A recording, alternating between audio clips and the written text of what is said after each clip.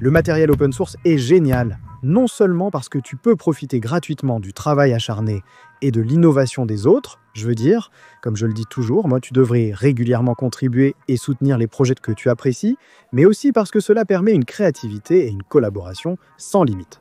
C'est peut-être pour ça que j'ai l'impression que chaque jour, il y a un nouvel outil, une nouvelle tête d'impression, un nouveau boîtier ou une autre amélioration passionnante dont tout le monde ne jure que par elle. C'est pourquoi, dans cette vidéo, je vais essayer de mettre un peu d'ordre dans ce chaos, en sélectionnant et en expliquant les 23 meilleures améliorations open source pour ton imprimante 3D. Allons-y! Pour ceux qui nous rejoignent, c'est techniquement la 3e vidéo de la série. Mais ne t'inquiète pas, tu peux les regarder dans n'importe quel ordre. Les liens vers les 2 premières vidéos sur les imprimantes 3D open source et les systèmes multimatériaux seront dans la description ci-dessous. N'oublie juste pas de les ouvrir dans un nouvel onglet et de revenir sur cette vidéo. Parce que si tu quittes la vidéo aussitôt, l'algorithme va vraiment me punir sévèrement et pas de la bonne façon. Commençons par les extrudeuses. Alors que les vitesses d'impression augmentent et que nous avons accès à des filaments de plus en plus exotiques, les conceptions d'extrudeuses ont dû s'adapter. Voici quelques conceptions d'extrudeuses open source vraiment intéressantes, qui pincent en dépoussent le plastique sans l'emballage volumineux. Jésus, c'est quoi Voidstar Lab? Le Piccolino est un extrudeur à entraînement direct, ultra léger et open source, créé par Dmitry Romanovich, connu en ligne sous le nom de Midex. Conçu pour être aussi petit et léger que possible, avec moins de 150 grammes pour la tête d'outil complète, il est idéal pour les configurations multi-outils à grande vitesse, comme l'Independent Dual Extruder ou les changeurs d'outils, où le poids est important. Malheureusement, celui-ci est encore en développement et n'a pas été entièrement publié, mais il semble toujours en cours de développement actif. Et j'ai trouvé que c'était un design assez cool et innovant pour le présenter, même s'il n'est pas encore sorti. Comme pour tout ce que je vais présenter dans cette vidéo, nous mettrons tous les liens pertinents pour en savoir plus dans la description. Le Galileo 2, ou J2E, est la nouvelle génération entièrement repensée par Jared CO, un de l'extrudeur planétaire Galileo original, conçu spécifiquement pour les configurations Voron Stealth Burner. Il intègre une robuste boîte de vitesse, personnalisée en aluminium ou multijet fusion, avec un rapport de 9:1, ainsi qu'un nouveau moteur pas à pas, à 9 dents pour 20% de contact de dents en plus, ce qui est toujours appréciable. Il offre une extrusion fluide et puissante, avec une usure minimale. La grande roue d'entraînement de 16 mm associée au roulement tendeur minimise les artefacts sur le filament, et la transmission planétaire la rend ultra silencieuse et offre un couple élevé comparé à la Clockwork 2, standard normalement utilisé dans les kits Stealth Burner, qui sont largement disponibles chez LDO West 3D et d'autres pour environ 45 à 55 $ américains. Ensuite, un Sail Orbiter est un extrudeur Direct Drive haute performance, open source, initialement conçu par Lawrence Raub, avec des versions commerciales ultérieures produites par LDO Motors. Maintenant, avec la version 2.5, il est très performant grâce à une boîte de vitesse planétaire avec un rapport de 7,5:1, ce qui offre une force d'extrusion extrême et une alimentation du filament fluide et précise, même à grande vitesse ou avec des filaments lents et souples, tout en pesant environ 130 grammes.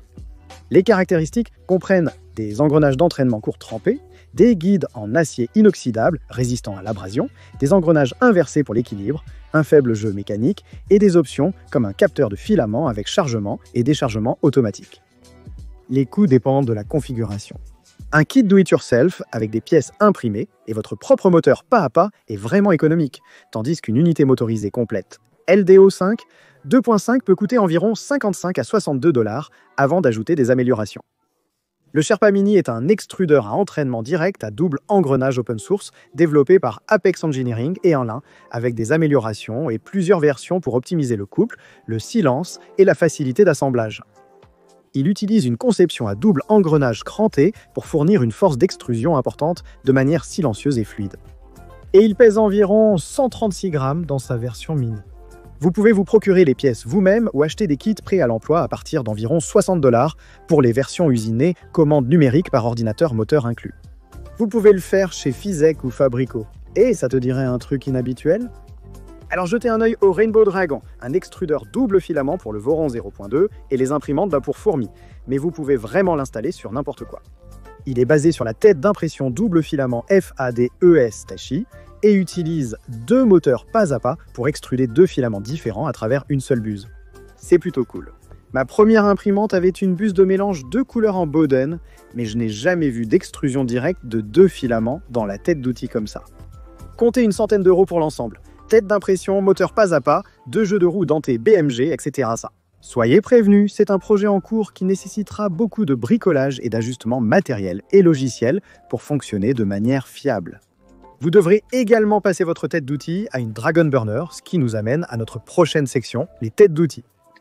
Après tout, si vous voulez améliorer plus que simplement votre extrusion, disons que vous voulez un poids plus léger ou un meilleur refroidissement, eh bien dans ce cas, vous devrez jeter un œil à ces incroyables projets de têtes d'outils open source, en commençant par celui que je viens de mentionner, la Dragon Burner. Le Voron Stealth Burner est désormais bien connu de tous. Situé juste derrière moi, ce design élégant et intégré est devenu la référence pour la majorité des constructions Voron. Mais c'est aussi un gros morceau, et il offre un refroidissement plutôt médiocre au mieux. Voici le Dragon Burner, une tête d'impression open source à haut débit, développée par la communauté Voron et dirigée par des contributeurs comme Sherpy2 1605. Affinée au fil de nombreuses itérations, elle est conçue pour la vitesse, avec 2 ventilateurs de refroidissement de pièces 40-010 et un ventilateur de hot-end 30-010, ainsi qu'une circulation d'air optimisée basée sur de nombreux tests dynamiques des fluides numériques. Comme le Stealth Burner, le Dragon Burner offre une large compatibilité avec tous les principaux hot-end et un écosystème complet de mise à niveau. Mais ce qui ressort vraiment, c'est son design modulaire. Capot imprimé, LED intégré, support de sonde et d'extrudeurs interchangeables pour Sherpa Mini, Orbiter, etc. CA. Entièrement open source avec fichier stéréolithographie, liste de matériaux configuration sur GitHub et printable. Imprimez le vôtre ou choisissez des versions en aluminium commande numérique par ordinateur. Si le Dragon Burner vous plaît mais vous voulez aller plus vite, jetez un œil au Rapid Burner aussi conçu par Sherpy 1605. Il possède presque toutes les mêmes caractéristiques et composants que son petit cousin, mais il est allongé pour s'adapter au hot-end à ultra haut débit de Fadus. Ensuite, on va découvrir la tête d'outil eVote, créée, vous l'aurez deviné, par Sherpy2 605. Elle est conçue pour les hot-ends à haut débit et ultra haut débit, tout en étant plus compacte et légère que la Rapid Burner, ce qui la rend parfaite pour les changeurs d'outils ou les configurations plus petites. Je pense que ça suffit pour la publicité de Sherpy et de ses projets. Changeons de sujet. Et je vous jure, ce n'est pas un jeu de mots. Et parlons d'un autre concepteur de tête d'outils prolifique, ou plutôt d'un duo de concepteurs, Nadir et Christian de CN3D. Ces gars-là se sont fait un nom en concevant des améliorations pour une large gamme d'imprimantes, notamment les machines Sovol, mais ils ont aussi réalisé des dérivés open source vraiment sympas du projet Voron, comme la tête d'outil Spartacus, que j'utilise d'ailleurs dans mon propre changeur à 7 outils, si jamais je le termine. Basé sur le Voron Mini Stealth Burner, Spartacus apporte plusieurs améliorations en termes de performance et de finition. Il propose des LED NeoPixel intégrés, des conduits de refroidissement intelligent, un refroidissement intégré de la carte de la tête d'outil, ainsi qu'une large gamme d'extrudeurs compatibles, dont le Bondtech BMG, le LGX et même l'Orbiter de LDO. De plus, il est composé essentiellement de pièces imprimées et de composants standards, le rendant très abordable à fabriquer. Son encombrement réduit permet d'en intégrer davantage dans votre configuration à changement d'outil, car on ne sait jamais quand on pourra mettre la main sur l'index de Bondtech. Les liens sont dans la description. Passons maintenant à l'un des designs les plus uniques de CN3D, le Xenomorph. Conçu à l'origine pour le Sovil SV 08, le Xenomorph possède de nombreux éléments uniques et ingénieux. Avec ses connecteurs magnétiques à broche pogo pour changer facilement les LED et ventilateurs, sa gaine de ventilation personnalisable pour un double refroidissement avec des 4010 et sa compatibilité avec l'extrudeuse Orbiter. Il dispose de capteurs de filaments et d'un coupe-filament, le rendant compatible multimatériel unit et prêt pour l'avenir. Mais soyons francs. La véritable raison principale de choisir le Xenomorph, c'est son design élégant qui dissimule tout le chaos, quel que soit le circuit de tête d'outils que vous choisissez. Après avoir couvert certains des designs de CN3D, passons à un autre concepteur très prolifique, Armchair Heavy Industries et leur tête d'outils Zoll. Issu du célèbre Mantis, le Zoll se concentre sur la modularité, la facilité d'entretien et la ventilation. Il utilise 2 ventilateurs 40-010 et un ventilateur de hot-end 2510 atteignant 12 000 T en SRAM1 pour un refroidissement optimal. Il comprend un ventilateur de hot-end 2510 pouvant atteindre 12 000 tours par minute pour un refroidissement optimal. Tout cela, et il ne pèse que 260 grammes avec un extrudeur Sherpa Mini. Sur la page GitHub, il le qualifie de moche, mais personnellement, je trouve qu'il a vraiment de la gueule, surtout la version CPAP. Mais si les menthes religieuses ne sont pas votre truc, alors peut-être que vous préférerez la Handhead, la tête d'outil ultra légère de l'équipe imprimante pour fourmis. Rassurez-vous, elle est aussi compatible avec des imprimantes de plus grande taille. Comme beaucoup de têtes d'outils de cette liste, elle utilise deux ventilateurs 40-010 et un ventilateur de haut-end 2.5-10, mais celle-ci utilise le Galileo 2 plutôt que le Sherpa Mini. Sous certains aspects, elle rivalise avec la Dragon Burner, mais je trouve qu'elle a une bien meilleure allure. Aucune offense pour les passionnés de Dragon Burner parmi vous. Passons maintenant à l'archétype. L'écosystème ultime de têtes d'outils modulaires d'Armchair Engineering. Il est conçu pour une personnalisation totale et s'adresse à ceux qui veulent repousser les limites du fabrication par dépôt de matière. Il prend en charge une large gamme d'options de canards comme l'Atrocity, le Blackbird, le Breakneck, le Mjolnir et le Zephyr. Il est équipé de plusieurs têtes d'impression telles que la Rapido, la Dragon Ultra High Flow et la VZBot Goliath. Il prend même en charge différents styles d'extrudeuses, comme la Sherpa Micro, la Sherpa Mini, l'Orbiter, la VZ Extrudort et bien d'autres encore. J'ai même vu des montages CPAP assez fous basés sur cet archétype, et c'était vraiment cool. Maintenant, souvenez-vous que j'ai dit plus tôt que la plupart de ces conceptions semblent utiliser des ventilateurs soufflants 4010. Eh bien, apparemment, je ne suis pas le seul à l'avoir remarqué, car Armchair Heavy Industries a en fait nommé celui-ci le A4T, ou encore un autre outil 4010. Les 4010 sont reliés à des conduits de concentration pour un refroidissement optimal et une efficacité de flux d'air compact, avec des néopixels intégrés pour éclairer la zone d'impression. Des supports modulaires pour la carte et l'extrudeuse sont disponibles pour de nombreux extrudeurs, dont le Sherpa Mini, le Galileo 2, l'Orbiter, le LGX, etc. Et contrairement à beaucoup de ces têtes d'outils, l'A4T dispose aussi de modifications communautaires évolutives comme des coupes filaments et même des bras vibrants. Une construction complète en do-it-yourself devrait vous coûter entre 60 et 80 selon vos choix.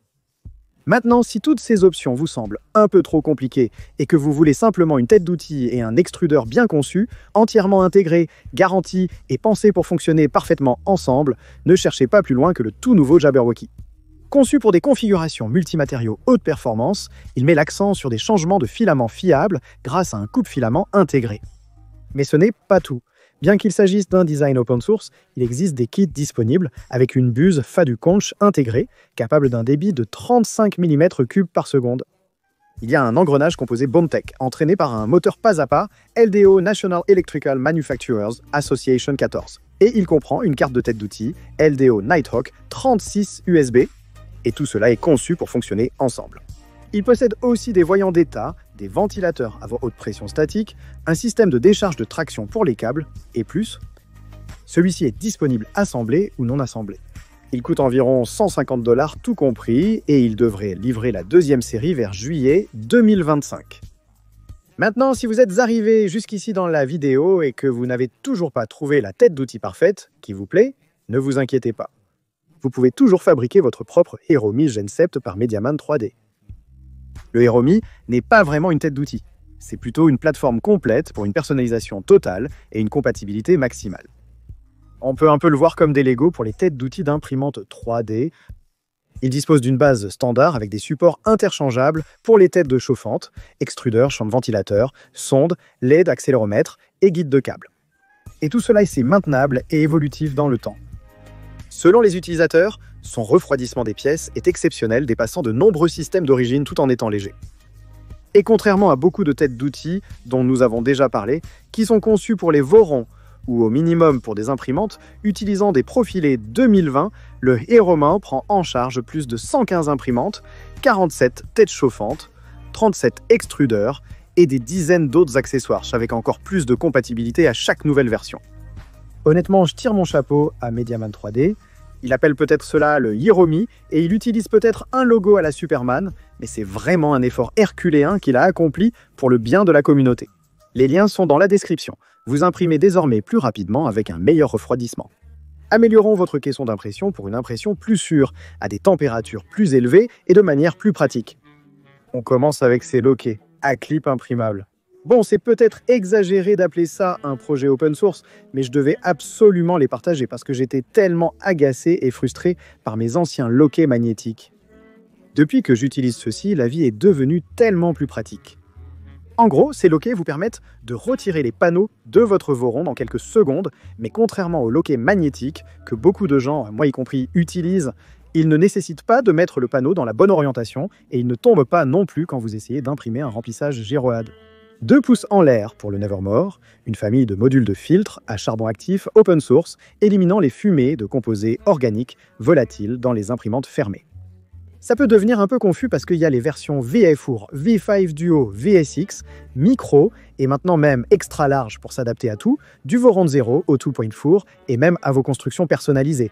Mais chaque modèle fait essentiellement recirculer l'air filtré dans la chambre, ce qui aide à conserver la chaleur, mais ils éliminent aussi les fumées même lorsque les portes sont ouvertes. Choisissez la taille selon votre espace et la puissance de votre ventilateur. Dans tous les cas, vous aurez un air plus propre sans changer la température de la pièce. S'il vous plaît, n'oubliez pas de prendre du charbon sans acide, sinon vous le regretterez.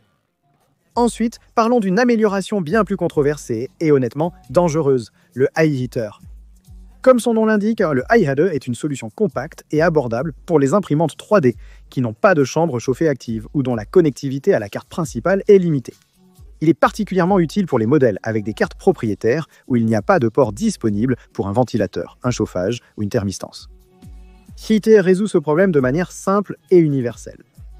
Il peut fonctionner de manière autonome avec son propre firmware sous le contrôle de Klipper, ou même être connecté à l'imprimante via USB-O. Maintenant, tout cela semble très bien, mais cela n'est pas sans risque. Les chauffages de chambre, en particulier ceux qui tirent 100 watts d'une alimentation secteur de 220 volts, sont extrêmement dangereux. Ils peuvent provoquer une électrocution, la mort et incendier votre maison. Ce n'est pas une blague, c'est pourquoi l'équipe Voron interdit explicitement toute discussion sur les chauffages de chambre. Cela dit, Rouslan semble savoir ce qu'il fait et il a ajouté des dispositifs de sécurité comme un fusible thermique à la carte. Je vais en fait tester et expérimenter l'iHeater et je vais lui donner des retours dans les semaines à venir avec l'aide d'un ami électricien certifié. Mais si vous n'êtes pas familier avec les méthodes de travail sécuritaires, avec la tension secteur, veuillez ne pas essayer cela à la maison. Nous avons déjà fait une vidéo complète sur les systèmes multicolores que vous devriez regarder après celle-ci si ce n'est pas déjà fait. Mais une chose que nous n'avons pas abordée dans cette vidéo, ce sont toutes les petites extensions, améliorations et accessoires que la communauté a imaginées pour rendre ces systèmes plus efficaces. Alors, regardons cela, en commençant par le coupe-filament Filimatrix ou Filimatrix de Sorted 01. Dans cette vidéo précédente sur les Multi-Material Units open source, j'ai mentionné que la plupart d'entre eux reposent sur l'ajout d'un coupe-filament pour enlever ces pointes de filament fines et souples. Mais lequel devriez-vous utiliser? Eh bien, si vous utilisez le Stealth Burner, vous voudrez jeter un œil soit au coupe-filament Filimatrix, soit au Filimatrix. Je sais, c'est déroutant, mais l'un est essentiellement une adaptation et une amélioration de l'autre. Cela ajoute une lame de coupe actionnée cinématiquement sur la tête de l'outil pour des changements de filament propres et fiable. L'assemblage est très facile. Mais qu'en est-il de la purge? Pour cela, vous voudrez jeter un œil au Blobifier de Dendrawin, un collecteur de purge astucieux qui remplace les gros blocs de purge. Essentiellement, il extrude automatiquement de petites boules bien propres dans un seau et nettoie même votre buse avant de reprendre l'impression. En plus, en extrudant des boules au lieu de blocs de purge, vous économisez à la fois du temps et du matériau. Il se monte à l'arrière gauche sur un panneau Voron 2.4 ou Sauvel SV08. Il utilise un cerveau pour secouer les boules vers le bas et se met en pause automatiquement quand le seau est plein, évitant ainsi un nettoyage salissant. Il existe des kits disponibles incluant une brosse en laiton ou en silicone, un carte de circuit imprimé, un micro-interrupteur et un seau pour environ 22 à 30 $. Pour en savoir plus, écoutez mon interview podcast avec Dendrawin. Nous avons déjà couvert la coupe et la purge. Passons maintenant au rembobinage et à la prévention des nœuds. Eh bien, à moins d'utiliser quelque chose comme la tortue boîte, vous voudrez jeter un œil au Filamentalist, un rembobineur de bobines passif et élégant conçu pour une large gamme de configurations Voron Multi-Material Unit. Croyez-le ou non, il ne nécessite aucune électronique, aucun moteur, juste une conception mécanique intelligente, un embrayage à ressort et des rouleaux à joint torique entraînés par la poussée axiale du filament pour rembobiner le mou lors des déchargements, minimisant ainsi la friction dans le tampon et économisant de l'espace. C'est vraiment déroutant, regardez simplement cet appareil en action.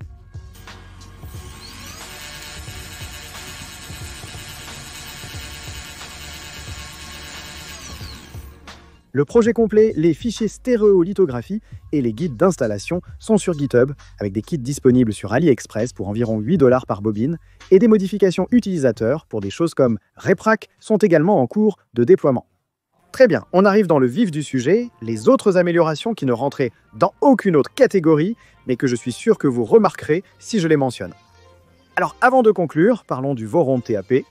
Voron TAP est le système officiel de Palper Z Open Source de Voron, qui abandonne l'ancien capteur inductif ou les modes de type clicky faits par les utilisateurs pour utiliser toute la tête d'impression comme Palper. Il fonctionne en montant la tête d'outil sur un cadre suspendu avec un capteur à effet Hall. Quand la buse touche le plateau, TAP le détecte. D'une précision et répétabilité incroyables, cela élimine complètement les décalages de Palper. Étant un déclencheur mécanique, il fonctionne sur toute surface, même le verre ou des plateaux très sales. Personnellement, je n'utilise pas TAP parce que j'ai l'impression qu'ajouter un rail en métal et un chariot rendrait ma tête d'outil, déjà massive, encore plus lourde, mais c'est une alternative open source à la sonde E3D PZ que j'utilise personnellement. Donc, voilà. Et enfin, nous avons le capteur de mouvement de filament Roadrunner. Comme vous le savez peut-être, j'imprime beaucoup de filaments recyclés à la maison et j'ai aussi pas mal de grandes imprimantes. Donc, comme je l'ai déjà dit par le passé, je pense qu'en 2025, un simple capteur de fin de filament ne suffit plus. Nous avons besoin de capteurs de mouvement de filament qui se déclenchent lors d'un bourrage ou d'un blocage. Auparavant, de tels capteurs étaient extrêmement chers. Heureusement, les modèles commerciaux ont baissé de prix. Mais si vous ne voulez pas passer commande ou si vous voulez économiser quelques euros, vous pouvez en fait fabriquer le vôtre. Cela peut être réalisé grâce au capteur de mouvement de filament Roadrunner. Avec seulement 12 $ de composants, y compris un encodeur rotatif magnétique, une LED d'état, un interrupteur infrarouge et un circuit imprimé, ce petit gadget peut suivre le mouvement du filament au sous-millimètre près et le transmettre à votre imprimante via Universal Asynchronous Receiver Transmitter ou I2, c'est sympa. Voilà donc ma liste soigneusement sélectionnée des 25 têtes d'outils, extrudeurs et améliorations open source les plus passionnants pour votre imprimante 3D. Mais comme toujours, je suis sûr que j'ai raté beaucoup de projets vraiment géniaux. Et je sais que vous allez tout me dire à ce sujet dans les commentaires ci-dessous. Qui sait, je ferai peut-être une autre vidéo dans cette série. Abonnez-vous si vous avez aimé celle-ci. C'est tout pour cette semaine, à la prochaine couche.